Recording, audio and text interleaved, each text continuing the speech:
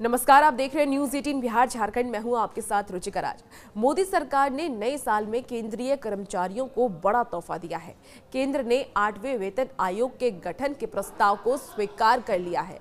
सरकार के इस फैसले से हजारों कर्मचारियों को फायदा होगा। आपको बता दें कि 7वें वेतन आयोग का टर्म साल 2026 में समाप्त हो रहा है और इसे देखते हुए केंद्र सरकार ने 8वें वेतन आयोग को गठित करने का फैसला लिया है। 8वां वेतन आयोग को लेकर जो भी कंफ्यूजन आपके दिमाग में है उसे आज हम इस वीडियो के जरिए क्लियर करने वाले हैं। आपको एक एक पहलू के बारे में विस्तार से जानकारी देंगे। आइए आपको बताते हैं कि क्या है 8वां वेतन आयोग और कब होगा ये लागू। इसके साथ ही आपकी सैलरी कितनी बढ़ेगी। प्रधानमंत्री नरेंद्र मोदी ने केंद्रीय कर्मचारियों को बड़ा तोहफा देने का ऐलान किया है। दरअसल 7वें वेतन आयोग का टर्म साल 2026 में समाप्त हो रहा है।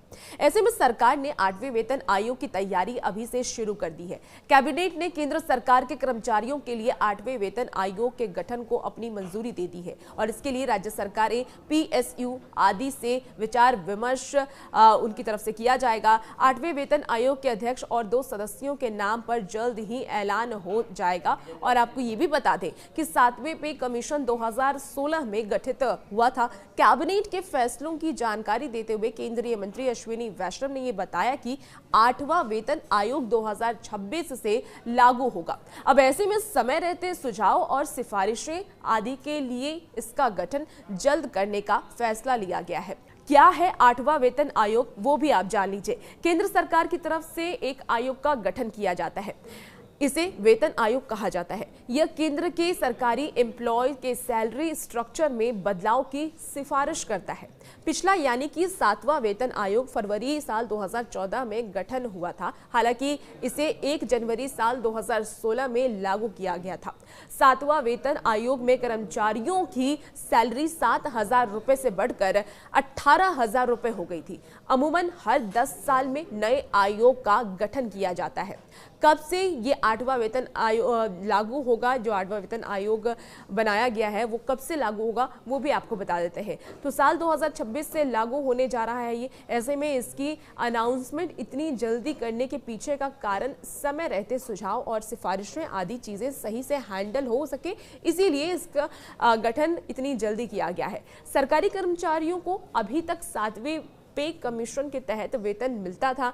8वें पे कमीशन के लागू होने से केंद्र सरकार के कर्मचारियों के वेतन में बढ़ोतरी होने की काफी उम्मीद है। इसके तहत सरकार रिटायर्ड कर्मचारियों के पेंशन और भत्तों में बढ़ोतरी कर सकती है और इस आयोग के गठन की सही तारीख अभी ऐलान नहीं की गई है। साथ ही अब बहुत सारे लोगों के जहन में सवाल होगा कि कितनी सैलरी उनकी बढ़ने वाली है, तो वो भी आप जान लीजिए। दरअसल अश्विनी वैष्णव ने ये कहा है कि 8वें वेतन आयोग की निगरानी के लिए जल्द ही अध्यक्ष और 2 सदस्यों की नियुक्ति की जाएगी।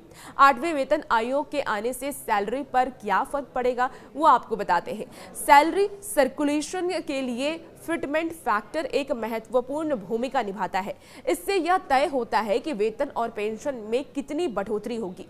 वेतन की अगर हम बात कर लें तो वर्तमान वेतन आयोग में फिटमेंट फैक्टर 2.57 रखा गया है। इसके जरिए न्यूनतम वेतन 7,000 रुपए से बढ़कर 18,000 रुपए हो गया। 8वें वेतन आयोग के लिए 2.86 फिटमेंट फैक्टर की मांग हो रही है। इसके मुताबिक न्यूनतम वेतन 18,000 से बढ़कर के 51,480 रुपए हो सकता है। यही न्यूनतम पेंशन की अगर हम बात कर लें तो न्यूनतम पेंशन 9,000 रुपए से बढ़कर 25,740 रुपए तक हो जाएगा और प्रमोशन होने और सैलरी बढ़ने पर पेंशन की भी बढ़ोतरी होगी, यानी